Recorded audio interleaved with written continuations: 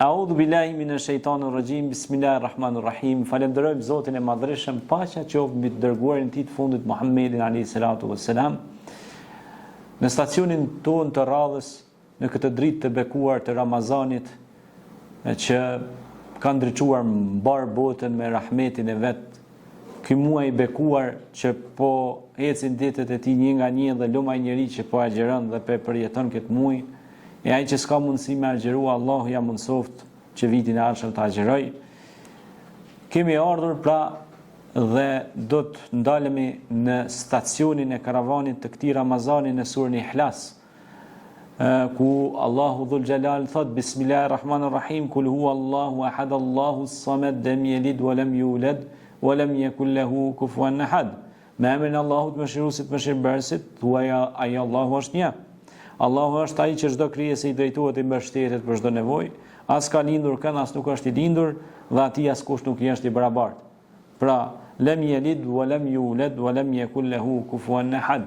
Laysa kamithlihi shay'un wa huwa as-sami'ul basir. Pra, Zoti as ka lindur kënd, as nuk është i lindur, dhe atij askush nuk i është i barabartë. Laysa kamithlihi shay'un wa huwa as-sami'ul basir. Pra, asgjë nuk është si ai është dëgjuesi dhe shikuesi. Po dëgjimi dhe shikimi nuk është sikur dëgjimi i krijesës, as si shikimi i krijesës. Ai është absolut.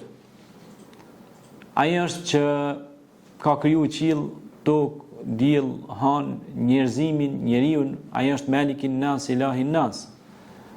Alladhi huwa khaliqu kulli shay'in. Ai është i cili ka kriju gjithçka.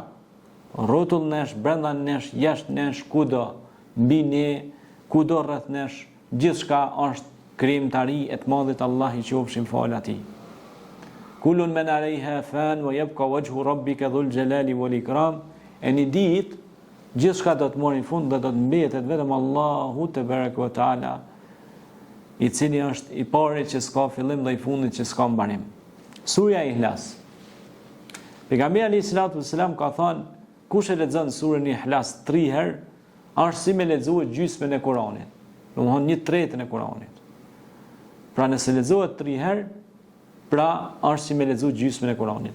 Po nëse lexojmë edhe 3 herë, i bën 6 herë. I bën sikur me lexuar komplet Kuranin. Po nëse lexohet 10 herë, pejgamberi alayhis salatu wassalam ka thënë, Allah i ka më marrua një shtëpi në xhenet atij që e lexon 10 herë Kul huwa Allahin, Ihlasin. Pra llogaritnë. Ta çmimet e një shtëpie, po duhet njëri ton jetën e vet me punuar në këtë dunjë, me punuar vetë, me bashkëshortë për me marrë një shtëpi, me pas një kulm, me jetu në ta. E marrëna se ndreqa se ndreq, kjo është një pikpyetje. E tash dy Allah i ta ka dhënë shansin, domethënë që 10 herë nëse thu Kul huwa Allahun, ta ka dhënë shansin që në xhenet me pas një shtëpi. Shtëpia në këtë botë mundet me zgatë 70 vjet, 74 vjet, deri në 80 vjet, sa ki jetë nuk e dihet. Pastaj kur të kalosh në botën tjetër të pret shtëpia që e ke ndërtuar atje. Ajo shtëpi është shtëpi e imanit, është shtëpi e besimit, është shtëpi e atyre që janë shumë përmendës të Allahut, ata që e përmendin Zotin ditën dhe natën, ata që thonë Kul huwa Allahu ahad, Allahu s-samad, lam yalid wa lam yulad wa lam yakul lahu kufuwan ahad. Sa më shpesh që e thonë ata, shumë mirësi dhe shumë mirë Allah ja ushton, e shumë bereqete Allah ja ushton në këtë botën tjetër. Pse? Sepse Kul huwa Allahu është tauhid e tërë e bëra. Pra është komplet njëshmëri e Zotit, është komplet që tregon madhështinë e të madhit Allah i qofshin fal atij. Prandaj, nëse ne ndalemi në këtë pikë dhe analizojmë paksa, çka na del ky rezultat ose ky konkluzion i kësaj surje, na del se kjo sure pra e ka madhështinë shumë të madhe. Pra është komplet njëshmëri e Zotit.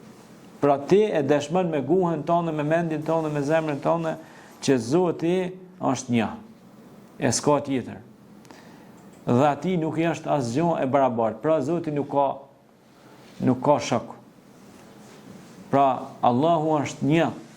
Wa'budullahu wa la tushriku bihi shay'an. E na duhet me adhuru Zotin e mos me bati shok, ortak.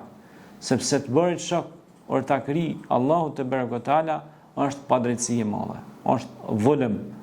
Siç i thot Luqman Hakimi djalit vet, ja bunayya la tushrik billah inna shirka la dhulmun adhim.